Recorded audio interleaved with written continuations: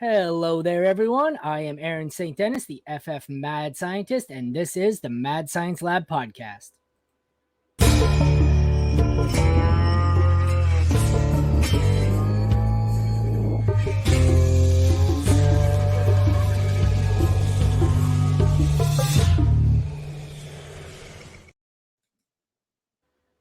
Today, we are going to be continuing on with the Studs and Duds series, and here with his Studs and Duds is Matt Babich. Matt, thanks for joining me, man. It's a pleasure to have you. Thanks for having me on. Excited to get going. Yeah, got stuck in a little bit of traffic here, so we're running a little late. So let's just kind of wing it, see how it goes. You want to take a second here, tell everyone where they can find you? Yeah, absolutely. You can find me on Twitter at Babich_Matt10. That's BABICH_MATT10. You can find me on Twitter there, and you can find all my articles on playerprofiler.com. All right. Well, without further ado, let's get into it. Your first stud is Green Bay receiver Christian Watson, finished as wide receiver 41 last season, 611 receiving yards, obviously missed a great deal of time, 7 touchdowns. I did not combine that for some reason. It's 9, but 2 of the rushing ones I, for some reason, omitted.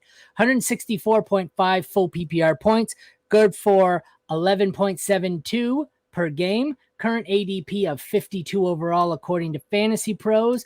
That was taken Friday. Oh, nope, still 54. Wide receiver 24 overall. What is it about him you like? What I like about Christian Watson is that he went out and proved everything he needed to prove in his rookie year, despite faltering in the beginning. He had the athletic profile, he had the alpha frame, he had the college production in North Dakota State, but it was a Division II school. He had to prove that he can compete, and he did just that. It took him a little bit for it to click, and that's what he's being discounted for, was the first few weeks of the season after returning from the finger injury, and then week 10, when he was a full-time starter playing 85+% of the snaps, he turned into a top 10 wide receiver. He finished top 10 for 4 weeks straight from weeks 10 through 13. The touchdowns kind of fell off a little bit, and that's where he fell down. But when we look at sophomore surges, he had a 15% target share last year. He loses Allen Lazard, so he's going to assume a lot of those targets. They didn't bring in a receiver that mirrors his style of play. Lazard and Watson were both more downfield threats. Jaden Reed's going to be more of a shallow route runner, someone who's going to absorb some of the defensive attention and leave room for Christian Watson to burn his defenders deep. So I'm all in on the talent of Christian Watson, and I'm all in on a huge increase in opportunity. And if he's getting a 22% target share, I don't care about what you think the offensive pace is going to be like, what Jordan Love is or isn't. He can't be that much worse than Aaron Rodgers when you look at the accuracy and advanced throwing metrics that Aaron Rodgers put up last season. Yeah, no, I agree with everything you said right there. You know what? I find the majority of the people who want to argue and say that, be on the other side and not want him, it's not about Christian Watson. It's not even about the offense. It's about Jordan Love. If you're out on Christian Watson, I find you're out on Jordan Love, with the exception of those who just want to go overboard with the, touchdown regression. Yes, I get it. He's not going to score a touchdown every time he catches the ball, but yeah, I can't really argue it. What do you think in this range here? He's going as wide receiver 24. We've got the 3 above him are McLaurin, DJ Moore, and Judy. The 3 below him are Kirk, London, and Williams. I like the top 3 above him a lot more than I like the 3 below him, I think. But I don't know if in this range, I don't know if he's the one I'm targeting, but he's also not one I'm avoiding. For me, it's kind of, I think I'll have some shares, but he feels appropriately priced. What do you think? Yeah, my sentiments are similar, except I'll be going more all in than you are. I do think he's adequately priced. When you look at the players around him, the tier that he's in makes sense. It's interesting to note the difference in FFPC ADP versus Fantasy Pros. Drake London looks like he's going ahead of Christian Watson here instead of behind, but I like Watson more than Judy. Judy's a player we'll talk about today on this podcast as well, but I like him over McLaurin as well. DJ Moore, I draw the line. I'd rather have DJ Moore in this offense, but yeah, give me the player who's ultimately going to have the largest share of his team's passing offense. I'm more in on him in Dynasty than redraft. Redraft, he's kind of just someone I take in this range. He's not a target. I've gone out and made a few big moves for him. Like I have a team they're not necessarily in the rebuild phase. They're coming out of a rebuild. I stacked up on draft picks the last 2 years, and they're starting to look good, but I'm still going to need time to develop a quarterback. So they're probably not going to win this year. So I had Cooper Kupp, who probably, by the time my team's ready to compete, I don't know if he'll still have the value. So I ended up trading Kupp for Watson in a first. A lot of people are, oh, what do you do? Love that. Kupp for Watson, but like, I'm probably, if I thought I could win it this year, I wouldn't have made the move. Kupp will do me. I think he's going to do me a lot more good this year, but like, it was more about assessing my team. Realistically, I'm not a contender this year. Watson could be more valuable even by the end of this year or next year than Kupp. And you throw in the first, and I was just like, screw it. I'm going to make the deal. And so I did. Yeah, I was just on the Trade Gods podcast on Player Profiler Podcast Network, talking about how Cooper Kupp was a sell in Dynasty, especially if you're not trying to win now. And so that deal getting Watson and a young asset is amazing. All righty. Well, yeah, and the team I made the deal with, I like to think I'm better at assessing honestly where the teams are going to finish than most people. Mm-hmm. He seems to think he's a contender. I have him ranked as easily a bottom 1, 2, 3. He was at like second from the bottom last year. And the only team he finished ahead of was me, who was openly tanking. So I think that pick is easily going to be a top 3 pick. So makes it even better. Yeah. Moving on to his next stud, Buffalo running back James Cook, RB 44 last year. Obviously didn't have the job to himself. 525 rushing yards, 180 receiving. Why is my screen so small? Can't even read today. 3 touchdowns, 111.5 full PPR points, good for 6.26 a game. Current ADP on Fantasy Pros is 84. Going to do a quick look here to see if that's updated since Friday.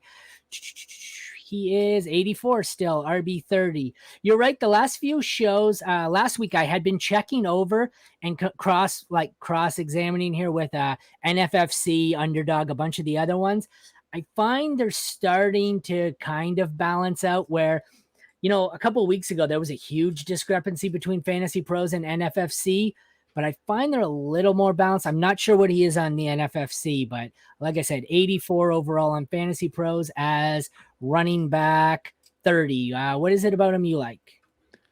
So what I like about James Cook is what I don't like about Damian Harris. So this one's tough because Mike Schopp, who's someone who's very tapped into the Bills community and team, he's pushing for Damian Harris, and he's saying he's a value and he's going to be vulturing goal line touches away from Josh Allen. That part with the goal line touches, I do believe. I'm having a harder time buying the value part in fantasy, mostly because I'm a Patriots fan. And there's one thing I know from watching Damian Harris and looking at his advanced metrics. There's nothing that he's spectacular at. Yeah. As a rusher, he's the definition of, usable, serviceable. But James Cook is spectacular. He had 7+% breakaway run rate. Or sorry, that's them. I'm looking at Tevin Singletary numbers. 12% breakaway run rate.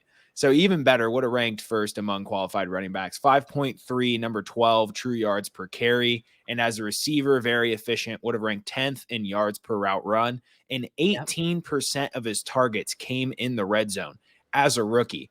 Singletary was an entrenched veteran. This team trusted him. Josh Allen trusted him. There's a lot to be said about that relationship and that knowledge of the game. So Cook was never going to fully phase out Singletary in year one, especially because the Bills are a smart organization who know that Singletary on the last year of his contract, this is the last we're going to get of him. So if he's usable, we got to put him out there.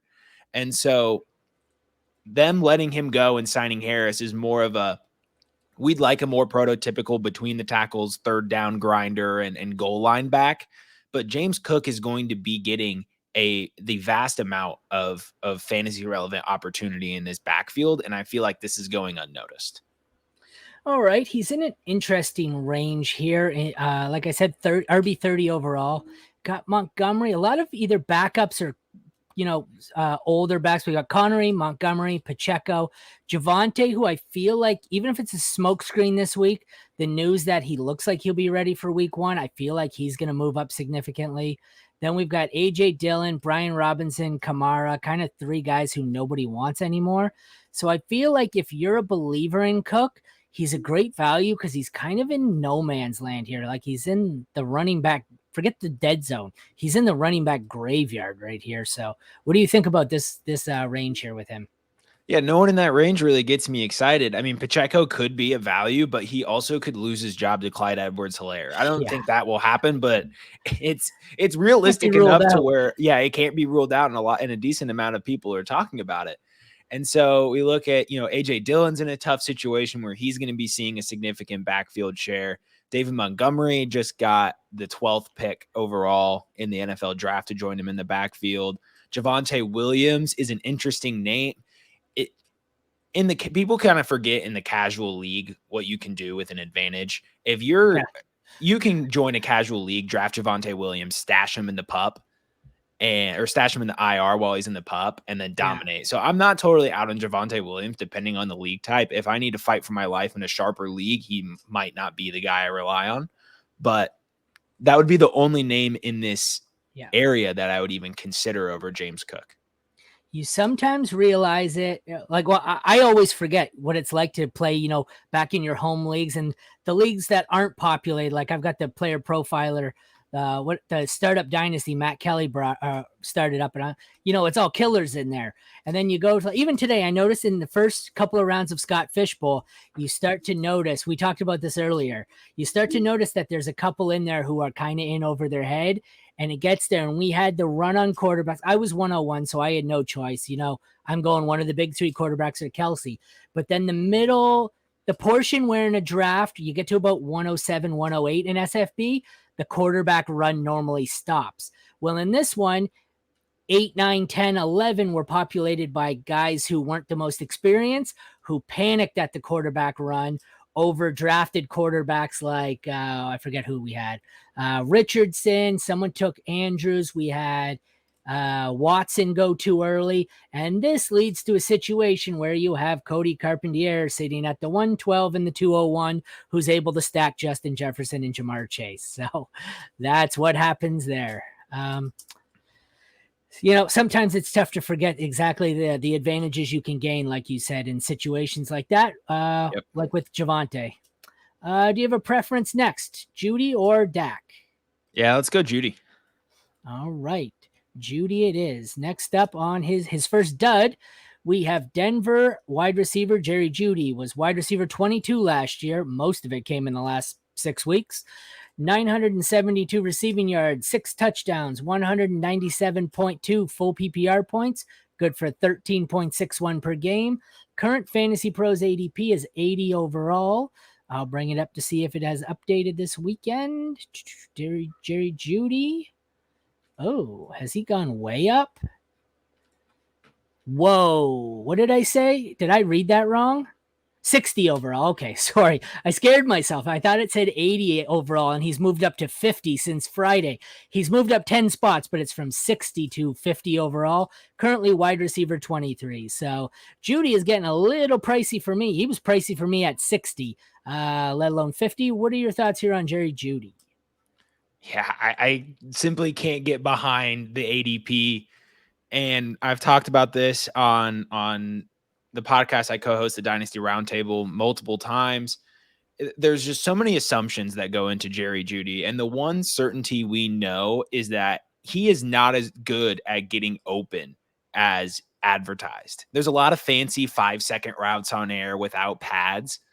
But when you look at the actual numbers in terms of route win rate, he has ranked outside the top 30 in the past 2 seasons. And he's not bad at winning routes. He's good. He's okay. Yeah. He's serviceable, and he relied, like you said, a lot of that production was in the last 6 games. He relied on the big play. And so this is 3 years in now. And he finally kind of broke the mold in year 3 with some splash plays. And we're assuming that this offense takes a step forward. We're assuming that Sean Payton wants to run a pass first or pass heavy offense in Denver. We're assuming that the drafting of Marvin Mims will not cut into Jerry Jeudy's target share, which I think is a dangerous assumption. Yeah. There's a lot to be said about Sean Payton coming into this organization and drafting Marvin Mims right away. And so with this at ADP of 50, wide receiver 21, 22, it's just not something I can get behind. I think there's too much uncertainty behind his profile and in the range of where he's going. I'm trying to get it pulled back up. Now I can I only got it see on the running screen. backs. Terry McLaurin, oh, you're looking for running backs? I've got just the wide receiver one. No. Sorry. I was on my other tab.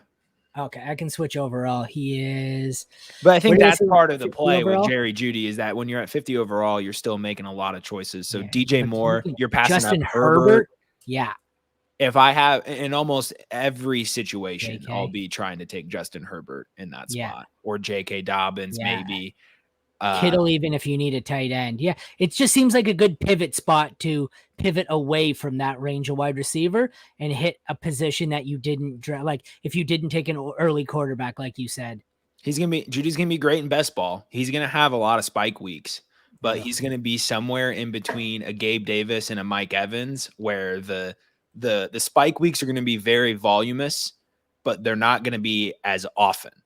And so in a league where I got to figure out who I'm playing on a week to week basis, I just don't know if Jerry Jeudy's gonna be the guy. And speaking of guys who are overrated at their ADP, now we got Dak Prescott. That phrase you said of he'll be better in best ball, that's code for I don't think I really want him. Yeah, I hate using the phrase, but we just have to be realistic that those types of profiles, are better in best ball leagues. They are just more valuable. Final dud, Dallas QB, Dak Prescott, QB 18, missed, I think, first 6 games due to injury, 182 rushing yards, which I feel like is probably a career low. Seems to be going down every year since his injury, the previous injury. 2,860 passing yards, 24 TDs, 15 interceptions, 285.35 full PPR points per game, good for 17.8 per game, ADP of 79 overall. Let's take a look and see if that has changed significantly. Nope, 78. 78 QB 10, going in that range. Lawrence seems to be the end there where the top 8 finishes, even in the SFB drafts you're seeing. Then there's a lull on quarterback before the group with Dak, Watson, Tua, and then Cousins and whatnot. What is it about Dak you are not in on? So as a quarterback, I have no problems with Dak Prescott. And to speak to the rushing you mentioned, his carries per game actually went up and he had more total rushing yards this season than last season. So there was a rushing uptick, but you can tell in the legs that he still just doesn't quite have as much behind them than he did when before he had that severe injury in 2020. And there's just been a significant difference in that part of his career. And I think that removes the ceiling from his profile, especially now with Kellen Moore gone. This is clearly a team that has been vocal about shifting more to a run-heavy offense. So we're going to see the pace for the Cowboys slow down. We're likely going to see less scoring opportunities per game because they're playing slower or at least equal. And so there's nothing improving. If anything, we're signaling towards a degrading offense in Dallas. And he finished as QB 13 in fantasy points per game. They did not gain any significant weapons. In fact, they lost Dalton Schultz, who is a very quality receiving tight end and a very quality big slot player. And you have quarterback. My main thesis of the fade here is the ADP, because despite being QB 10, I think, is that right? Yep. QB 10, 78 overall. Kirk Cousins, Tua Tagovailoa, and Daniel Jones are all being drafted after him and all finished higher in fantasy points per game last season, and all have offensive situations that are going to get better. The Vikings let go of Dalvin Cook, signaling that they are going to have to throw the ball more. Alexander Mattison can't handle that same rushing load.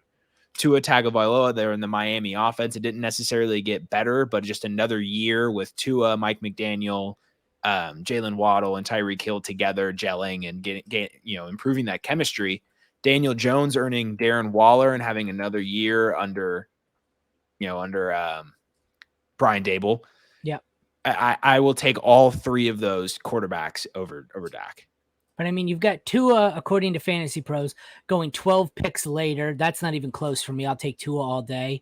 Watson's going ahead of him, but I don't really want Watson or Dak. Cousins goes 9 picks later. I'd take Cousins. 7, 8 picks for Daniel Jones. The one I want even more, and I'm not even a believer, Geno Smith is going, yep. What's that, 14? I can't even do the math right now. Anyways, you give me Geno Smith 15 to 20 picks later, I'll all day. Excuse me, all day. It's not even close. Even like off. The upside. Like, I'm not a Richardson believer and rookie quarterbacks, but I'd take the 25 pick discount here, 35 pick discount on Richardson over Dak.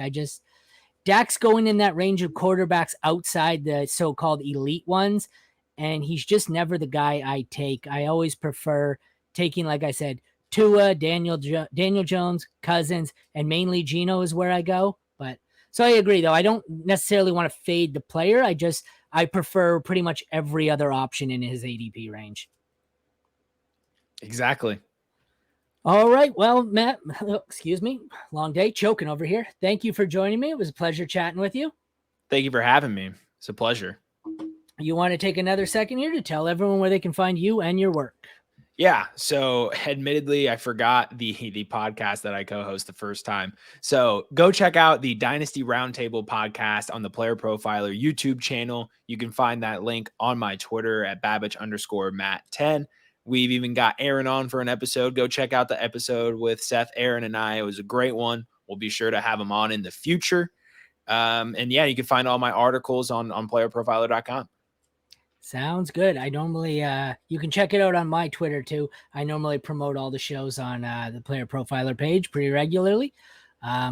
This has been Studs and Duds with Matt Babich. Once again, this is Aaron St. Dennis, the FF Mad Scientist, and this has been the Mad Science Lab podcast. Thank you to Matt once again for joining me, and thank you everyone for tuning in. Have a good night.